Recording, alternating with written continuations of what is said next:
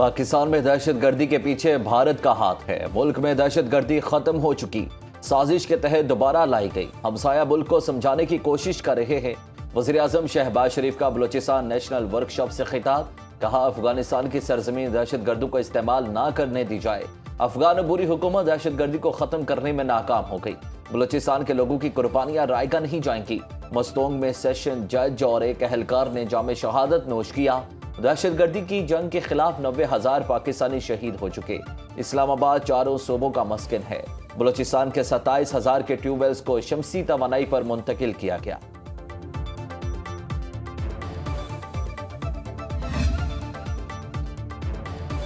افغان سرزمین سے دہشت گردی پاکستان کے لیے بڑا سیکیورٹی چیلنج ہے۔ پاکستان پرامن، مستحکم، علاقائی طور پر مربوط اور خوشحال افغانستان کا خواہاں ہے۔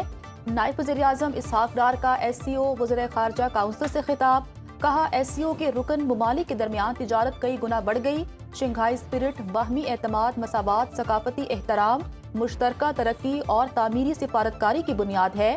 SCO دہشت گردی، علیحدگی پسندی اور انتہا پسندی کے خلاف مؤثر تعاون کر رہی ہے۔ اسحاق ڈار کی SCO رکن ممالک کے وزیر خارجہ کے ساتھ کرغز صدر سے ملاقات، خطے اور عالمی صورتحال سمیت شنگھائی تعاون تنظیم کے کردار پر تبادلہ خیال۔ اسحاق ڈار نے صدر اور وزیر اعظم کا کرغز صدر کے لیے نیک تمناؤں کا پیغام پہنچایا۔ وزیر اعظم شہباز شریف نے لیفٹیننٹ جنرل عامر رضا کو 4 اسٹار جنرل کے عہدے پر ترقی دے دی۔ جنرل عامر رضا کو کمانڈر نیشنل اسٹریٹجک کمانڈ مقرر کرنے کا اعلان۔ وزیر اعظم نے جنرل عامر رضا کو مبارکباد دی اور اہم قومی ذمہ داری کی انجام دہی کے لیے ان کے لیے نیک تمناؤں کا اظہار کیا۔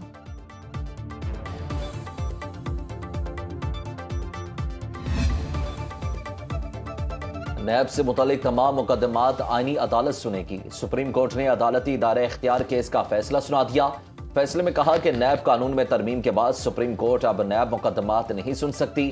نیب کے تمام مقدمات وفاقی آئینی عدالت منتقل ہو گئے۔ آئین اور نیب قانون کے تحت آئینی عدالت مجاز فورم ہے۔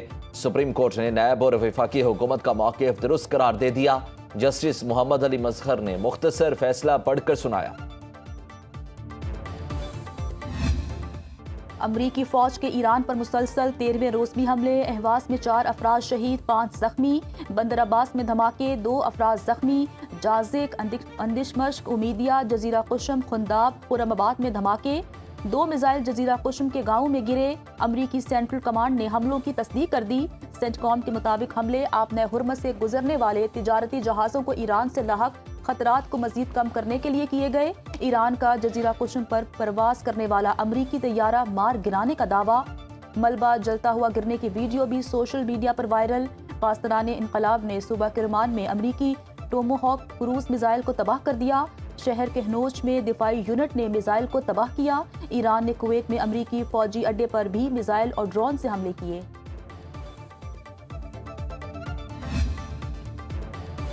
امریکہ کی جانب سے ایران پر بمباری کے لیے برطانوی ایئر بیس کا استعمال، پاسداران انقلاب کی برطانیہ کو سخت رد عمل کی دھمکی، کہا ایران کے خلاف جارحیت میں استعمال ہونے والا فوجی اڈہ جائز ہدف سمجھا جائے گا۔ بحر ہند میں امریکی فوج کے پاس کروز میزائل کے ذخائر کم ہو گئے تو برطانیہ کے RAF فیئر فورٹ اڈے سے طیاروں کا استعمال کیا۔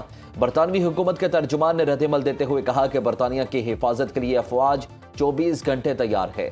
نیٹو اتحادیوں کے ساتھ بھی قریبی تعاون جاری ہے۔ برطانوی وزیر اعظم اینڈی نے ایران کے خلاف کارروائیوں کے لیے فوجی اڈوں تک امریکی رسائی کی منظوری دے دی۔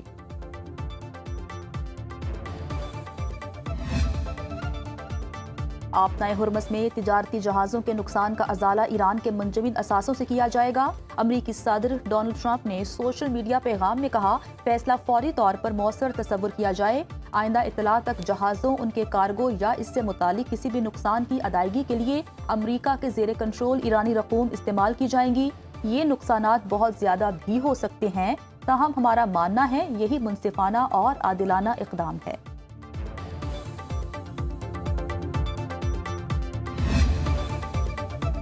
بغیر سوچے سمجھے جارحیت ٹرمپ کو بھاری قیمت چکانے پر مجبور کرے گی۔ ایرانی وزیر خارجہ عباس عراقچی نے کہا، جارحانہ پالیسی صدر ٹرمپ کے لیے مہنگی پڑ سکتی ہے۔ امریکہ کا موجودہ طرز عمل خطے میں کشیدگی کو مزید بڑھا سکتا ہے۔ امریکی انتظامیہ کے بعض عناصر زمینی حقائق سے نظریں چرا رہے ہیں۔ ان کی تمام تر توجہ 2028 کی سیاست پر مرکوز ہے۔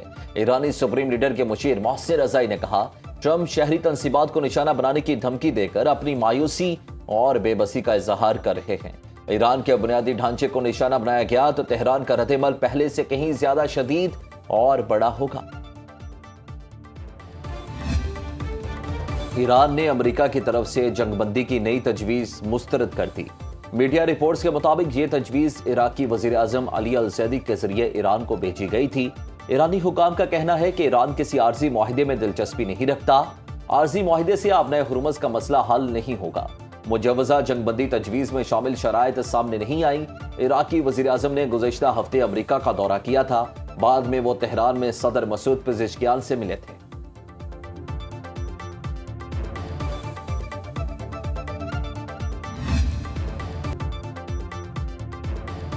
ایران امریکی اور اسرائیلی حملوں سے متاثرہ فوجی تنصیبات کو بحال کرنے لگا۔ امریکی اخبار وال اسٹریٹ جرنل کی رپورٹ کے مطابق سیٹلائٹ تصاویر سے ظاہر ہوتا ہے کانگاور، کرمانشاہ اور دسفال کے قریب میزائل اڈوں پر سڑکیں اور سرنگوں کے داخلی راستے بحال کر دیے گئے۔ بندر انزلی میں پاسداران انقلاب سے منسلک شپ یارڈ اور تہران کے قریب میزائل پرزہ جات تیار کرنے والے پلانٹ پر بھی تعمیر نو کے آثار دیکھے گئے۔ اسرائیلی حکام نے اعتراف کیا، ایران کی بحالی کی رفتار توقع سے کہیں زیادہ تیز رہی۔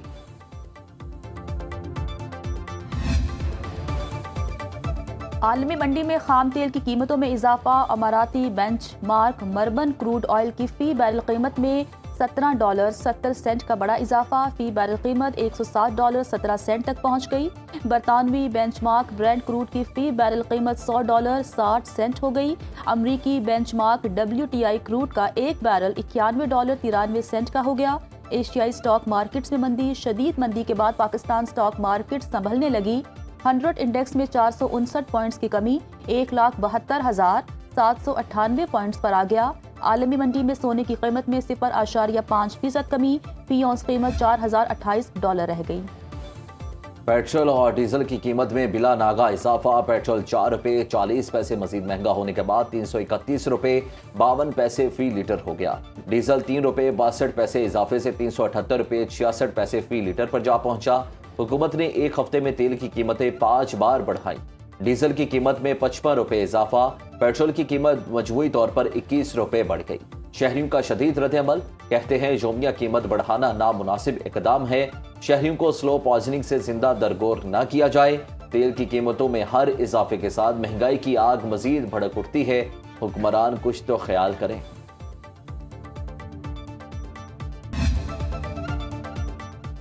ٹرمپ انتظامیہ کا یورپی یونین سمیت 60 تجارتی شراکت داروں پر آج سے نئے ٹیرف عائد کرنے کا اعلان۔ تجارتی شراکت دار ممالک پر 10 اور 12.5% کے نئے درآمدی ٹیرف نافذ کیے جائیں گے۔ وائٹ ہاؤس کے مطابق اقدام جبری مشقت کے خلاف قوانین پر مؤثر عمل درآمد نہ ہونے کے الزامات کے تحت کیا جا رہا ہے۔ نئی ڈیوٹیاں موجودہ عارضی 10% عالمی ٹیرف کی مدت ختم ہوتے ہی نافذ ہوں گی۔ جبری مشقت کے خلاف مؤثر قوانین نافذ کرنے والے ممالک پر 10%، ناکافی اقدامات کرنے والے ممالک پر 12.5% ٹیرف عائد ہوگا۔ یورپی یونین خارجہ پالیسی کی سربراہ کایا کلاس کی امریکی فیصلے پر تنقید، کہا یورپی یونین میں جبری مشقت سے متعلق الزامات بے بنیاد ہیں۔ نائب وزیر اعظم اسحاق ڈار کی چینی وزیر خارجہ وانگ یی سے ملاقات۔ پاک چین دو طرفہ تعلقات اور علاقائی صورتحال پر تفصیلی تبادلہ خیال۔ ترجمان دفتر خارجہ کے مطابق دونوں رہنماؤں کا کثیر الجہتی فورمز میں تعاون مزید مضبوط بنانے پر اتفاق۔ اسحاق ڈار نے علاقائی امن و استحکام کے لیے پاکستان کی سفارتی کوششوں پر چین کے اعتماد کو سراہا۔ چین کا 2027 میں پاکستان کی میزبانی میں ہونے والے SCO سربراہی اجلاس کے لیے نیک تمناؤں کا اظہار۔ دونوں وزرائے خارجہ کا پاک چین دوستی اور اسٹریٹجک تعاون مزید مضبوط بنانے کے عزم کا اعادہ۔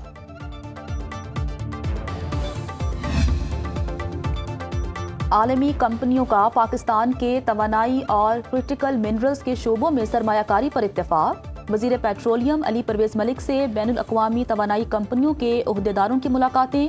امریکی توانائی کمپنی مورگن ہیوز انرجی کے صدر اور تجارہ کیپٹل کے CEO احمد ولید سے ملے۔ اعلامیے کے مطابق کمپنیاں بلوچستان میں معدنیات کے منصوبوں پر مشترکہ طور پر کام کر رہی ہیں۔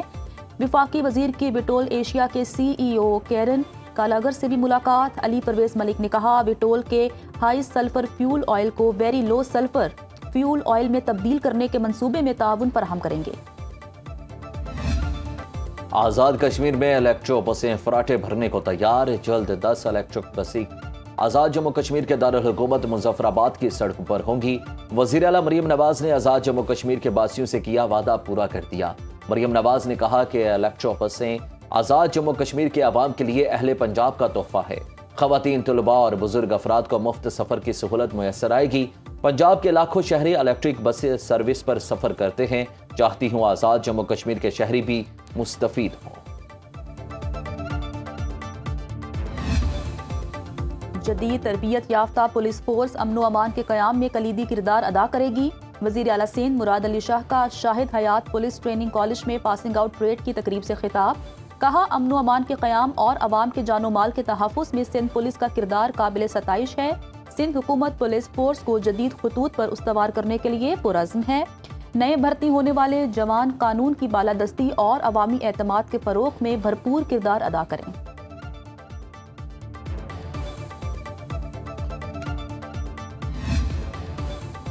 खैबर पख्तूनख्वा हुकूमत का हस्पतालों और स्कूलों के बाद खेलों की सहूलियात की भी आउटसोर्सिंग का फैसला। हयाताबाद और पेशावर स्पोर्ट्स कॉम्प्लेक्स की आउटसोर्सिंग टेंडर के लिए इश्तिहार जारी। स्पोर्ट्स कॉम्प्लेक्स की सहूलियात 5 साल के लिए निजी शोबे के हवाले करने का फैसला। हॉकी ग्राउंड, स्क्वाश और दीगर कोर्ट्स समेत स्विमिंग पूल, बास्केटबॉल और बैडमिंटन हॉल आउटसोर्स किए जाएंगे। खेलों की सहूलियात के इंतजाम के लिए निजी शोबे से प्री क्वालिफिकेशन दरखास्तें तलब।